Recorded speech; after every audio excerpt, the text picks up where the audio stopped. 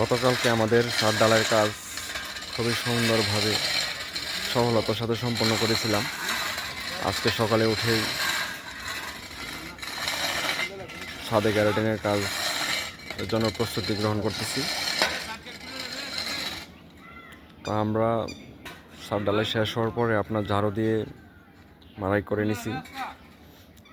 এটার কারণ হয়েছে আমরা অনেক দিন লেট হতে পারে দোতলা করতে, তো তার আগ পর্যন্ত গ্যারাটিনটা যাতে টেকসই হয়, যেহেতু গ্রামের ছাদ, এ কারণে আমরা এইভাবে কাজ করতেছি। খুব সুন্দরভাবে ধারালোভাবে আমরা পুরোটা ছাদ এভাবে এঁকে নিয়েছিলাম। আজকে আবার যাতে উঁচু নিচু যে জায়গাগুলি এগুলি আমরা কোদাল দিয়ে তারপরে বেলসা দিয়ে এগুলি মাড়াই করে নিচ্ছি, প্লেন করে নিচ্ছি। উপরের যে হিলটা এটা আমরা ভেঙে নিচ্ছি যাতে খুবই প্লেন হয়, মসৃণ হয়।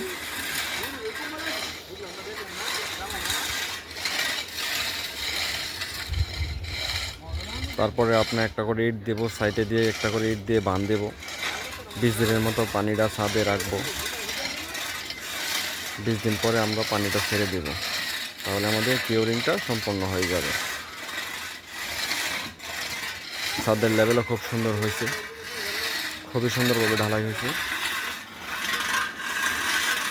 সুতা দেওয়া ঢালার কারণে আমাদের ছাদ পর্যাপ্ত পরিমাণ লেভেলিং আছে।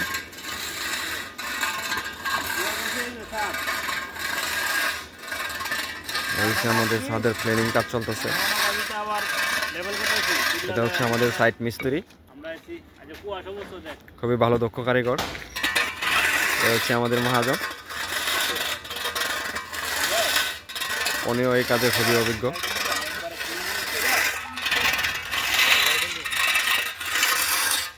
এগুলি আমরা ঝাড়ু দিয়ে পরিষ্কার করে তারপরে পানি দিয়ে গ্যারাটিন দেওয়ার জন্য প্রস্তুতি গ্রহণ করব।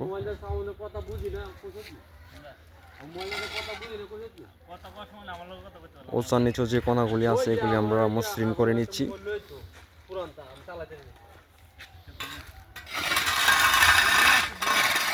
এটা হচ্ছে আপনার 1600 স্কোয়ার 2 ইউনিট ডুপ্লেক্স বিল্ডিং।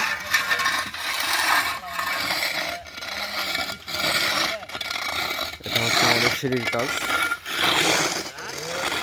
খুবই সুন্দর হয়েছে। প্রতিটা ধাপ অ্যাকুরেট রাখা হয়েছে। এটা হচ্ছে আমাদের ফোর্সের কাজ কিছু বাকি আছে, ওপরে কাজ চলমান।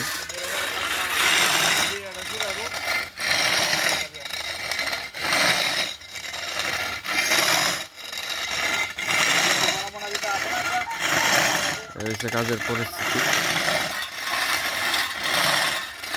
আশা করি সবাই এভাবে কাজ করলে মালিক সন্তুষ্ট থাকবে। আমাদের পক্ষ থেকে যেভাবে ভালো হয় সেভাবেই কাজের প্রস্তুতি গ্রহণ করতেছি।